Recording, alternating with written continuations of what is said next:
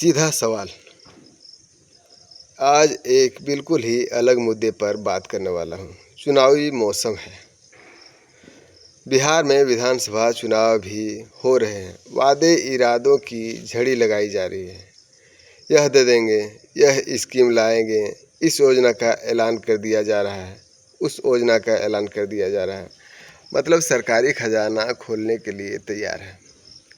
हमारी सरकार बस बनने दो।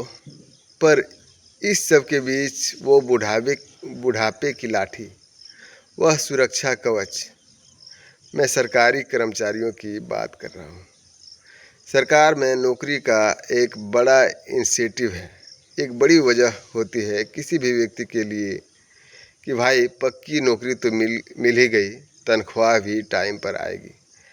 लेकिन जब मैं रिटायर हो जाऊंगा, सेवानिवृत्त हो जाऊंगा, तो जितनी मेरी तनख्वाह थी या आखिर उसका आधा बतौर पेंशन ताउम्र मिलते रहेगा।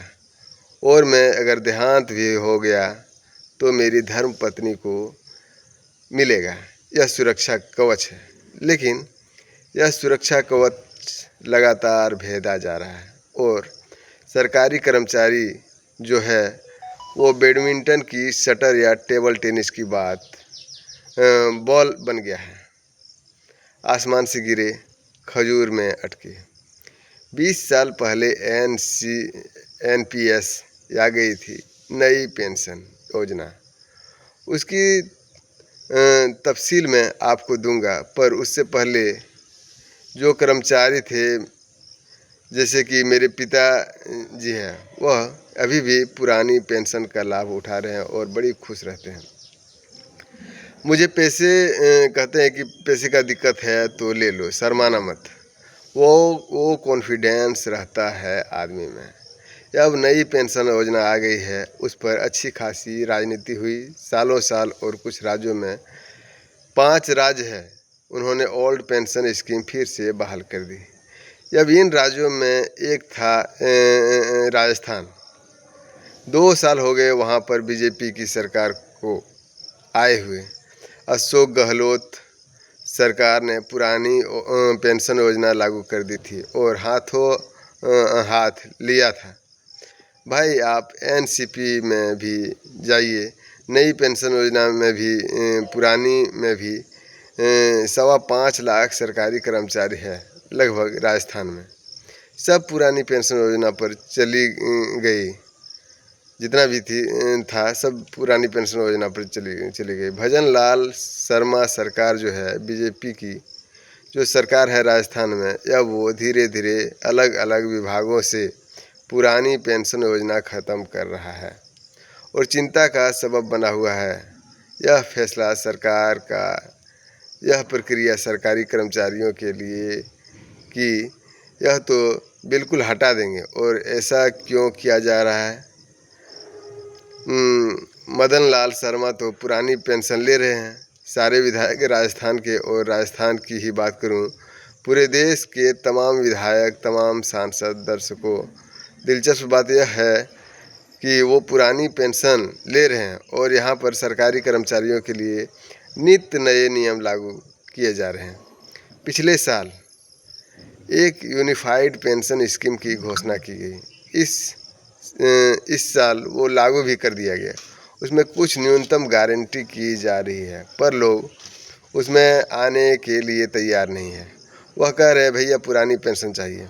सरकार कहती है खर्च बहुत हो रहा है, 145 लाख करोड़ बट्टे खाते में डाल देते हैं।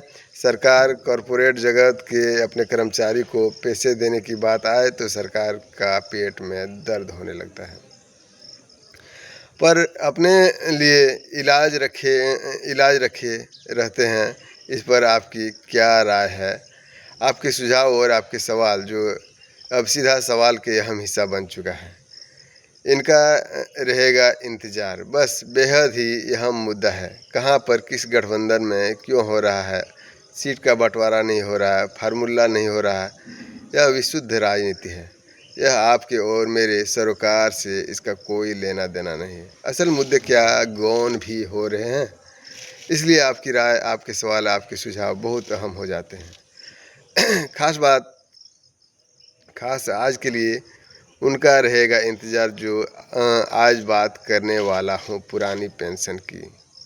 बढ़ेगी बुढ़ापे की टेंशन सरकारी कर्मचारियों की बुढ़ापे की लाठी पेंशन वह सुरक्षा कवच है जो एक आत्मविश्वास देता है कि कोई परेशानी न होगी। नौकरी नहीं रही उसके बाद भी ज़िंदगी गुजर बसर होती रहेगी। यही एक बड़ा इंसेंटिव होता है सरकारी कर्मचारी बनने का। लेकिन यह पेंशन टेंशन क्यों बढ़ाने वाली है, मैं क्यों कह रहा हूँ? दरअसल दर्शकों, देश में 3 तरह की पेंशन व्यवस्थाएं हैं। यह एक राजता आपके पास में फैला हुआ है। एक है पुरानी पेंशन जिसमें आपकी आखिरी जो भी तनख्वाह थी उसका आधा लगभग आधा आपको मिल जाता है। बतौर पेंशन का ताउम्र आप न रहे तो आपकी धर्मपत्नी को, आपकी बीवी को भी मिलेगा। आने की लाख की आखिरी तनख्वाह जो 00 है वो भी मिलेंगे। वह व्यवस्था 20 साल पहले ख़त्म कर दी गई थी। वाजपेयी सरकार लेकर आई थी पेंशन योजना और उसे ज़मीन पर उतारा मनमोहन सरकार ने। इसमें क्या किया गया, पहले पेंशन में कोई योगदान नहीं देना होता था। जैसे मेरे पिताजी ने कभी कोई योगदान नहीं किया। उनकी तनख्वाह में से कुछ पैसे नहीं काटे गए पेंशन के लिए, पर नई पेंशन योजना में 10% काटेगा। कर्मचारी का 14% योगदान सरकार देगी, पर कोई मिनिमम गारंटी है?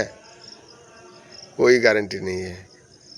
अब हमारे सामने इस तरह के उदाहरण आ रहे हैं, खास उत्तर प्रदेश से, कि कोई टीचर थे, कोई प्रोफेसर थे, असिस्टेंट प्रोफेसर थे, रिटायर हुए, 86,000 तनख्वाह थी आखिरी, और उसके पेंशन मिल रही है 10,000, 15,000, एक और 750, क्योंकि यह पैसा जो आपसे लिया गया था या सरकार का वह PF RDI सरकार के एक फंड है, pension fund regulator and development authority, इसमें जमा हो जाता है। यह बाज़ार में लगाया जाता है। यह बाज़ार डमाडोल तो आपका भी भविष्य डमाडोल हो जाएगा। इस पर बड़े आंदोलन हुए तो पुरानी पेंशन योजना बहाल हुई। पाँच बार हो गई। इस 5 राज्यों में राजस्थान भी शामिल है। छत्तीसगढ़, हिमाचल प्रदेश, राजस्थान और पंजाब। इसमें दिलचस्प बात यह है कि यह उन राज्यों में था जहां पर विपक्ष की सरकारें थी। 2023 की बात कीजिए, पर 2023 का अंत आते आते समीकरण थोड़े बदले। छत्तीसगढ़ में बीजेपी की सरकार आ गई, राजस्थान में बीजेपी की सरकार आ गई। अब राजस्थान की भजनलाल सरकार ने बीजेपी की सरकार है। इन्होंने ओल्ड पेंशन स्कीम ख़त्म करने की तैयारी कर ली है और इसमें एक प्रतिक्रिया चरणबद्ध तरीके से होगा। यह पहले घाटे वाले संस्थाओं में OPF ख़त्म किया जाएगा, वहाँ सरकारी कर्मचारी कम किए जाएंगे, फिर बाकी विभागों में जाएगा, या वहाँ पर जो सरकारी कर्मचारी है उसकी सांसें फूल गई है। वो तो सारे चले गए थे OPS पुरानी पेंशन पर। नई पेंशन सब ने त्याग दी, उसमें भी खेला हुआ। वो आसमान से गिरे खजूर पर अटके। केंद्र सरकार ने अशोक गहलोत सरकार से जो पुरानी NPS में पैसा कट गया था, वो था लगभग 884 करोड़, वो वापस राज्य सरकार को देने से साफ इनकार कर दिया। भाई, यह तो PF RDI के अकाउंट में चले गए, यह तो हमने लगा दिया, मार्केट में आपको कैसे दे देंगे? तो जैसे तैसे सरकार कर रही थी काम। अब 2 साल बाद सरकार में आने के बीजेपी को, भजन लाल शर्मा को यकायक ख्याल आया कि अरे भाई, यह पेंशन, पुरानी पेंशन तो नहीं चलेगी, यह तो नुकसान हो रहा है, बड़ा बोझ पड़ रहा है राज्य पर, तो अब इसे ख़त्म करने की तैयारी। तो सरकारी कर्मचारी इसे कैसे देख रहे हैं, पहले उस पर एक नज़र। धीरे धीरे सरकार आज बोर्ड और निगम पे बंद करने जा रहा है, लेकिन आने वाले समय के अंदर राज्य कर्मचारी है जो बड़ी संख्या के अंदर है, उन पे भी धीरे धीरे सब पे लागू करने की सरकार की खतरनाक साजिश है। ये बुढ़ापे का सहारा जो गहलोत सरकार ने दिया उसको छीनने की कोशिश कर रहे हैं। आपको हर किसी भी हालत में बर्दाश्त करने की नहीं करना है। आंदोलन को किसी हद तक भी ले जाना पड़े वहाँ तक ले जाएं, लेकिन इस ओल्ड पेंशन को लेकर के ही रहेंगे, यानी कि ओल्ड पेंशन लेकर के ही रहेंगे। आदेश को वापस करो करवा के दम लेंगे। और यह मामला अब सिर्फ राजस्थान तक नहीं रह गया है। अब तो भाई छत्तीसगढ़ वाला सरकारी कर्मचारी भी सोचने या उसके दिमाग में ख्याल आएगा, या सरकार भी अंदर अगर बंद कर दे ओल्ड पेंशन, या हिमाचल वाला कहे कि यह भी तो सुक्खू की सरकार है, बीजेपी की सरकार आ गई तो यह हमारी पेंशन फिर ख़त्म कर देगा। तो इस तरह की काम कर रहा है ये सरकार ने। इसे कर्मचारियों और गरीबों के हित में कोई काम करना ही नहीं, ये बड़े बड़े धन्ना सेठ का काम करता है। आपकी क्या राय है कमेंट बॉक्स में ज़रूर लिखें, और वीडियो अच्छा लगे तो लाइक शेयर सब्सक्राइब जरूर करें। आप देख रहे हैं न्यूज़ हर पल। यह वीडियो आप संदीप कुमार जी के भी अकाउंट पर देख सकते हैं। संदीप कुमार जो कि एबीपी का एडिटर चीफ है। और वीडियो अच्छा लगे तो लाइक शेयर सब्सक्राइब जरूर करें। जय हिंद, जय भारत।